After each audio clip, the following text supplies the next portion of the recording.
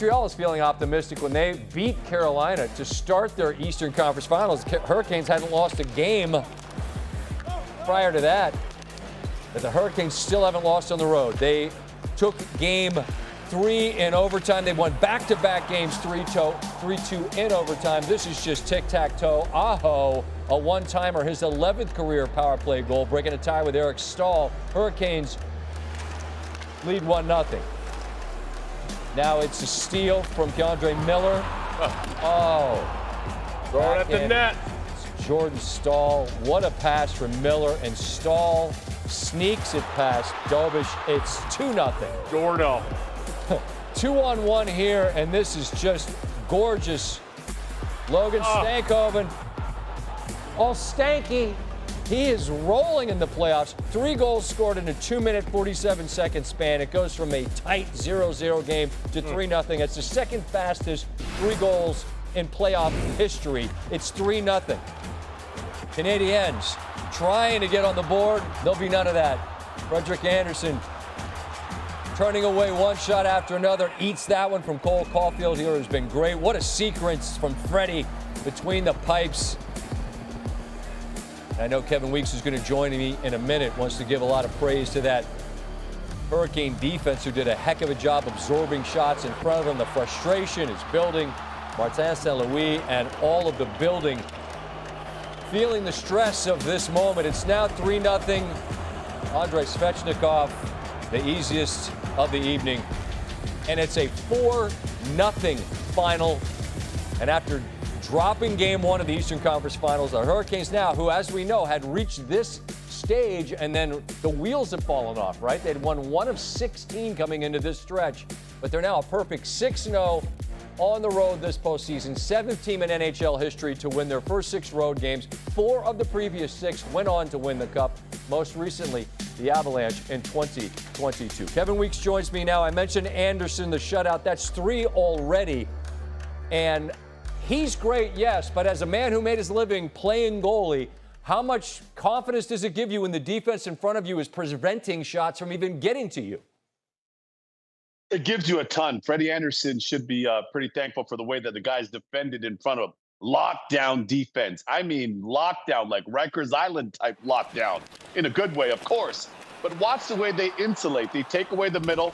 Their shot lanes are predictable for Freddie. Good job contesting 6, influencing the offensive decisions of Montreal, laying out, blocking shots there like Goss's Bear. And when Freddie had to make saves, which wasn't that often, he was there. Another good defensive play by Chatfield. So the defensive reads and the posture in front of Freddie were super clean. And here they go off that block shot in transition.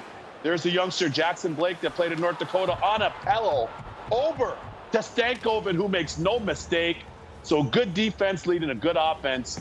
And here's another look at that pass. Beautiful sauce, as we say, saucer pass up and down to Stankoven. And he makes no mistake for his 8th so far. A very complete game for the Canes here. As for Montreal, this a year ago, right, a young team on the come up, make the playoffs, and then they've already made it to the Eastern Conference Finals. Folks in Montreal don't want to hear that this season's been a success. Of course, they want to make it back and try to hoist the cup. But did the relative youth and inexperience of this Canadiens team show itself in this game? It sure did, SVP. I thought you were all Orioled out, but you're dialed in on your pucks, which I know. Of course, the inexperience showed itself. I'll tell you how.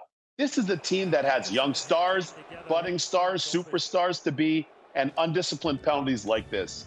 Another one by Deneau off the face-off. I think he thought he was in WWE with this one.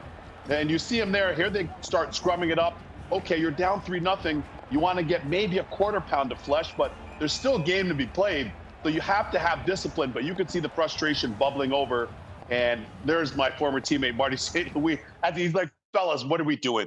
Guys, what are we doing? So, yes, their inexperience is starting to show as this series has gone on, particularly these last 2 games, for sure. I'll tell you what they're not doing is putting the puck on the net. And, I mean, they won a game earlier this postseason where I want to say they had like 9 shots. But, I mean, they get not quite tripled up, but it's 43 to 17 shots on goal. I mean, salute to Freddie. Great for him. But 17 shots on net. The third period was preposterously tilted towards Carolina. Help me understand how that's even possible to have that few pucks on net in a playoff game.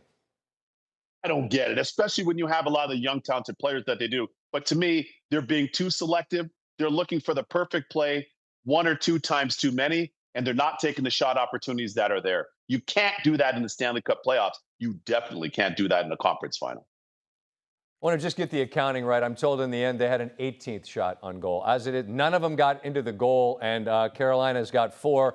We give nothing in the Stanley Cup playoffs, but it certainly appears we're heading towards Raleigh and Vegas for our host cities for the Stanley Cup final.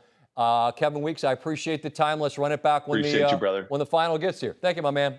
Let's do it. Appreciate you. Right. Thanks for having me on. Hurricanes grab game 4, 4-0 in Montreal. They've won the last 3, scored 4. The defense was excellent. Turns to offense here.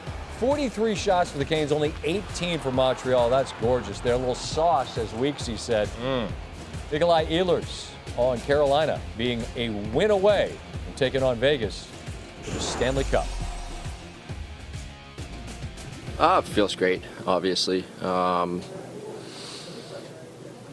We played really well tonight, but we got to get one more, and it's not going to come easy. They're a great team.